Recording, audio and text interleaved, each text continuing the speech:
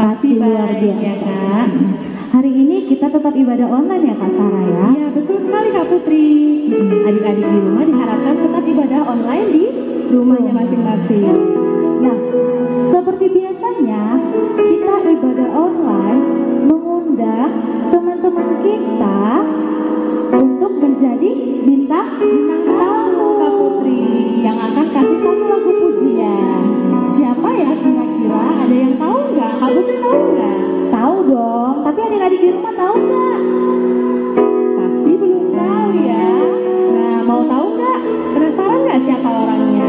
Kita panggil ya, kita hitung sampai 3. 1, 2, 3, tada!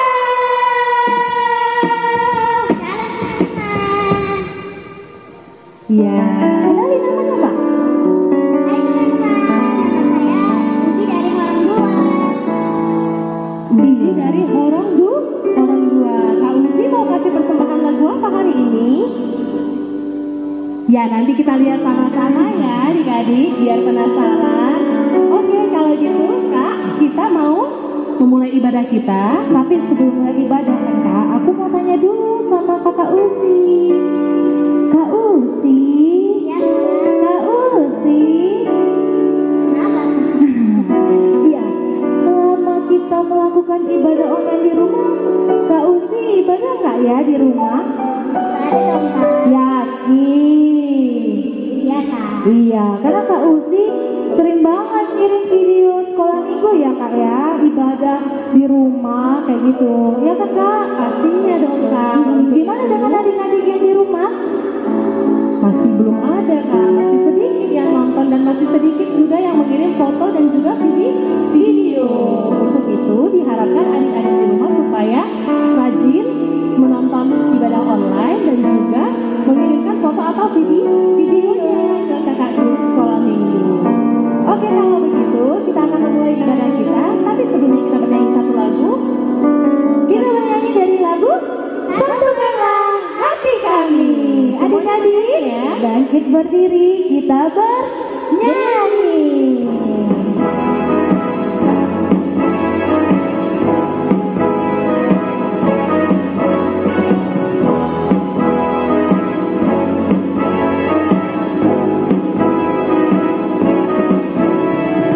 Satukanlah hati kami untuk memuji dan menyembah Oh Yesus, Tuhan dan Rajaku.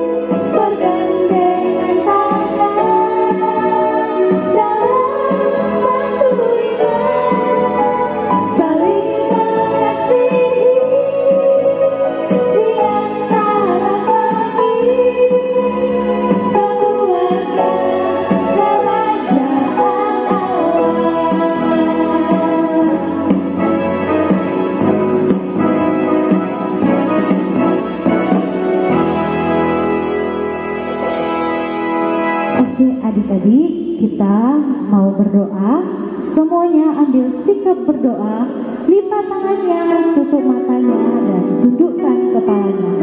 Kita bersatu di dalam doa. Bapa yang baik, Bapa yang bertahta di dalam kerajaan surga, kembali kami mengucap syukur dan terima kasih Tuhan buat kasih karunia Tuhan hingga sampai saat ini. Engkau masih memberkati kami dan kami bisa beribadah hari ini Tuhan. Bapa, kami akan memulai ibadah kami. Tuhan yang mempersiapkan hati pikiran kami supaya kami Tuhan dapat menerima firman Tuhan hari ini. Berkati Tuhan, jagai kami Tuhan supaya kami tetap tertib dalam mengikuti ibadah kami hari ini. Terpujilah nama-Mu Tuhan hari ini sampai selama-lamanya. Inilah doa kami Tuhan di dalam nama anak-Mu Tuhan Yesus Kristus kami berdoa dan mengucap syukur. Amin.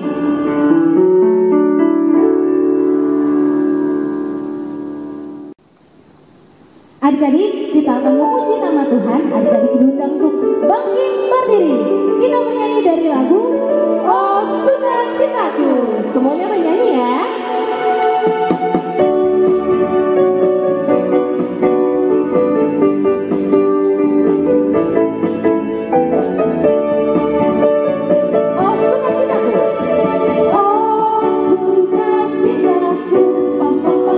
Saat ku jumpa Yesusku.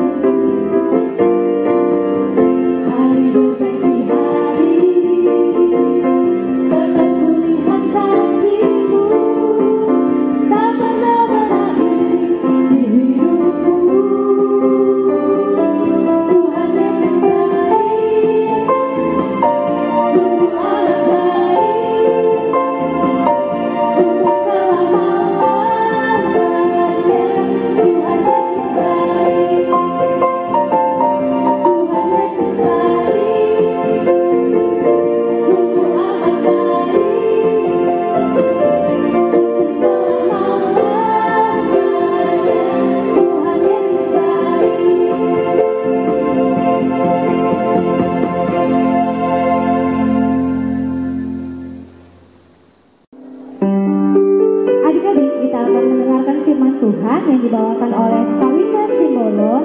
Tapi sebelum kita mendengarkan firman Tuhan, kita bernyanyi satu lagu dari Kidung Jemaat nomor 355, Yesus Memanggil. Adik-adik semuanya diundang untuk bernyanyi bersama-sama ya.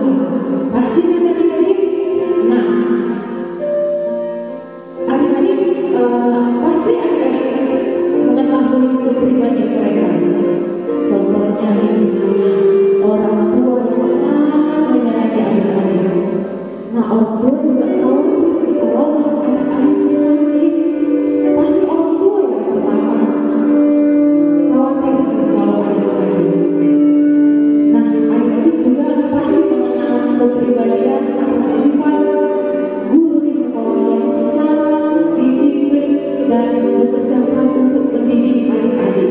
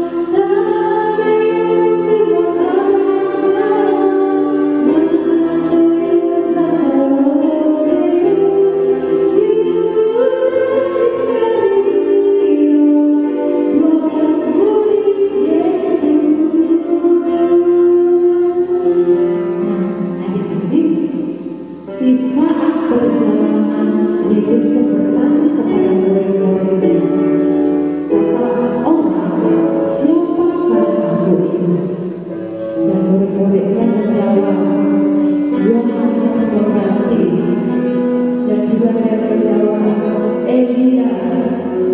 Kemudian ada lagi yang menjawab, dia adalah seorang dari para nabi.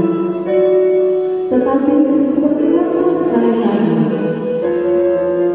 kata orang, siapakah aku?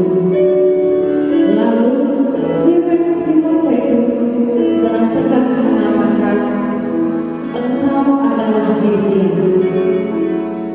Pengakuan Simon Petrus diucapkan dari keyakinan yang paling dalam bahwa Yesus bukanlah orang yang biasa, tetapi Raja Mesias yang dijanjikan sebagai juru selamat dunia.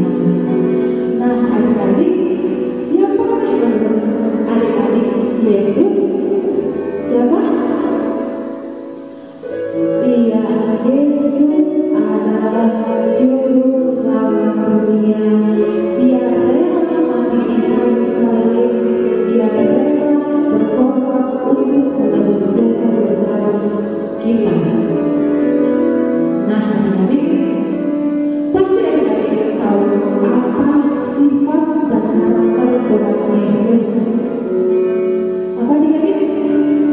Iya, Tuhan Yesus itu penyayang, pengasih, pengampun, dia lemah lembut, dan lain-lain. Banyak kebaikan yang Tuhan punya. Jadi adik-adik, di dalam khotbah ini kita diajar untuk yang pertama, kita harus percaya bahwa Yesus sungguh-sungguh Mesias dan juru selamat dunia. Yang kedua, kita harus mengaplikasikan iman kita dalam kehidupan sehari-hari, menunjukkan bahwa kita anak-anak Tuhan dan kita selalu melayani Tuhan Yesus. Contohnya apa yang berbeda? Ya, contohnya adik-adik selalu mengikuti ibadah. Ya, walaupun kita cuma ibadah online, adik-adik harus tetap beribadah, harus tetap bersyukur sama Tuhan. Dan yang ketiga adalah bersaksi. Nah, adik-adik harus bisa bersaksi di depan orang lain. Contohnya apa ya? Berbuat baik kepada orang lain, berkata jujur, dan melakukan perbuatan-perbuatan yang baik di hadapan Tuhan. Dan agar mereka sekeliling kita mengenal Yesus, bahwa Yesus adalah juru selamat dunia. Nah, adik-adik, Pak Winda mau menunjukkan satu video ini. Kita saksikan sama-sama ya. Check it out.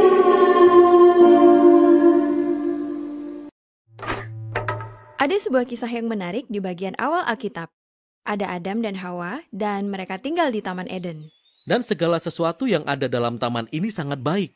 Itu persis seperti yang seharusnya. Kecuali di sana ada satu pohon yang dilarang oleh Allah untuk dimakan buahnya. Karena pohon itu berbahaya dan bisa membunuh mereka. Jadi begitu saja. Jauhi pohon itu dan kita akan baik-baik saja? Betul, itu terlihat cukup mudah. Namun di dalam taman ini ada seekor ular. Dan ular itu mulai mengatakan cerita yang berbeda. Ular berkata, jika engkau memakan buah pohon ini, engkau tidak akan mati. Tetapi engkau akan menjadi sama seperti Allah. Lalu Adam dan Hawa percaya kepada ular itu. Dan mereka pun memakan buah itu. Akibatnya, segala kebaikan yang ada di Taman Eden musnah. Dan kejahatan dan kematian pun masuk ke dalam dunia baik milik Allah. Nah, mengapa ada seekor ular yang bisa berbicara di dalam taman? Maksud saya, ini adalah sebuah masalah. Ya, ini sangat aneh.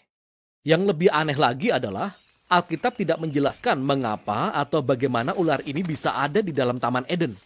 Alkitab hanya menyajikan ular sebagai ciptaan yang memberontak terhadap Allah dan menginginkan manusia untuk meragukan kebaikan Allah dan membawa mereka kepada jalan kematian. Apapun asal-usul ular itu, dia adalah sumber kejahatan yang menjalar ke dalam dunia dan kehidupan kita. Bahkan sampai saat ini. Namun ada sebuah pengharapan di dalam kisah ini. Allah membuat janji yang sangat menarik kepada Adam dan Hawa. Bahwa kelak ada seseorang yang akan datang, dia keturunan Hawa. Dan orang ini akan datang dan akan meremukkan kepala ular dan menghancurkan kejahatan dari akarnya. Namun dalam peperangan itu, si ular akan meremukkan tumitnya. Jadi, itu seperti tindakan saling menghancurkan. Ya, ini merupakan janji yang aneh, tapi juga indah. Dan kisahnya menggantung di sana sampai pada peristiwa inti selanjutnya di dalam kisah ini. Yaitu ketika Allah memilih seseorang bernama Abraham. Allah berkata bahwa melalui keturunannya, kebaikan dan berkat akan dipulihkan kembali untuk bangsa-bangsa di dunia. Dari garis keturunan keluarga ini, akhirnya kita menemukan salah satu cicit Abraham yang bernama Yehuda. Yehuda menerima sebuah janji bahwa seorang raja akan lahir dari keturunannya dan seluruh bumi akan mengikuti raja ini. Dan dia akan membawa perdamaian dan harmoni, dan akan ada banyak makanan, anggur, dan susu, serta kebun-kebun anggur. Dan itu akan menjadi luar biasa. Raja pertama yang kita temui dari garis keturunan Yehuda adalah Raja Daud. Dia seorang pahlawan. Mungkin dialah yang akan meremukkan si ular. Namun kenyataannya, Daud telah terinfeksi oleh kejahatan yang juga menimpa umat manusia. Daud tidak pernah meremukkan ular, malah sebaliknya. Meski demikian, Allah membuat sebuah janji kepada Daud bahwa raja ini akan lahir dari keturunannya. Namun jika kita mengikuti kisah ini satu persatu, setiap generasi dari keturunan Daud adalah pecundang. Mereka tunduk pada ular. Mereka memilih yang jahat. Mereka mengejar uang, seks, dan kekuasaan, serta menyembah allah-allah lain. Semuanya menjadi semakin buruk karena mereka membawa bangsa Israel kepada kehancuran. Dan kerajaan Babel yang bengis menaklukkan mereka. Sekarang tidak ada lagi seorang raja yang akan menggenapi janji ini. Tampaknya semua rencana sudah gagal. Tetapi dalam masa kegelapan ini, ada sekelompok orang aneh yang disebut para nabi. Mereka terus-menerus berbicara tentang seorang raja yang akan datang dan mengingatkan tentang janji bahwa ia akan datang dan akan mengalahkan kejahatan. Dia akan memulihkan Taman Eden. Salah seorang nabi yang bernama Yesaya mengatakan lebih banyak tentang mengapa raja ini akan diremukkan. Yesaya mengatakan bahwa raja yang dijanjikan ini akan menderita oleh karena kejahatan manusia. Dan itu akan membunuhnya. Tetapi dia akan kembali dalam sekejap. Yesaya mengatakan, oleh karena raja ini telah menderita kesakitan, maka sekarang dia menjadi sumber kesembuhan bagi orang lain. Tetapi kemudian kitab perjanjian lama berakhir. Dan raja yang akan meremukkan ular yang sudah dibicarakan oleh banyak orang tidak pernah datang. Inilah mengapa ketika perjanjian baru dimulai, kita diperkenalkan kepada Yesus dari Nazaret, bukan sebagai seseorang yang biasa, melainkan sebagai seseorang yang datang untuk menggenapi janji spesifik di masa lalu. Ya, kita belajar bahwa dia berasal dari keturunan Daud, Yehuda, dan Abraham. Dia mengelilingi Israel sambil menyerukan bahwa kebaikan kerajaan Allah telah datang. Dia mulai melawan dampak kejahatan dalam hidup manusia dengan menyembuhkan mereka dan dengan mengampuni mereka dari dosa dan kejahatan mereka. Banyak orang menjadi percaya bahwa dialah raja yang dijanjikan. Tetapi Yesus mulai mengatakan kepada pengikut-pengikut terdekatnya bahwa dia akan menjadi raja dan membawa kedamaian dengan mengambil alih dampak kejahatan manusia ke dalam dirinya. Sebuah luka fatal akibat gigitan ular. Tepat sekali, dan tampaknya ular menang. Kisah ini sebenarnya bisa menjadi sebuah tragedi jika bukan karena kisah yang terjadi selanjutnya. Yesus bangkit dari kematian. Dan sekarang, Yesus memiliki kuasa atas kejahatan dan maut. Nah, kisah selanjutnya dari perjanjian baru menyatakan bahwa kuasa Yesus atas kejahatan dan maut telah tersedia untuk kita mulai melawan dampak kejahatan dalam hidup kita sekarang. Tetapi, kematian dan kejahatan tetap menjadi masalah bagi dunia dan bagi kita. Dan kisah Alkitab diakhiri dengan penggambaran masa depan ketika Yesus datang kembali dan menyelesaikan tugasnya. Dia mengalahkan ular satu kali dan untuk selamanya. Dan dia memulihkan kebaikan Taman Eden ke dalam dunia.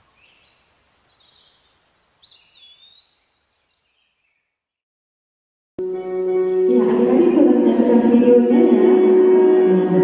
Nah, demikian firman Tuhan. Semoga firman Tuhan hari ini kita dapat melakukan hal-hal yang baik dan menyatakan Yesus adalah Mesias bersama dunia. Oke, mari kita berikan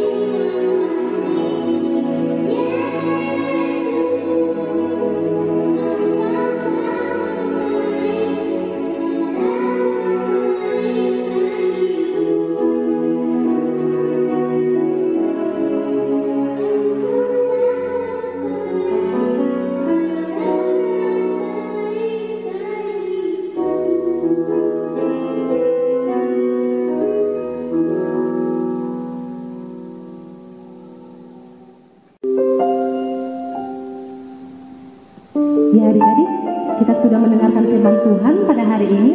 Sekarang kita akan mengakhiri ibadah kita.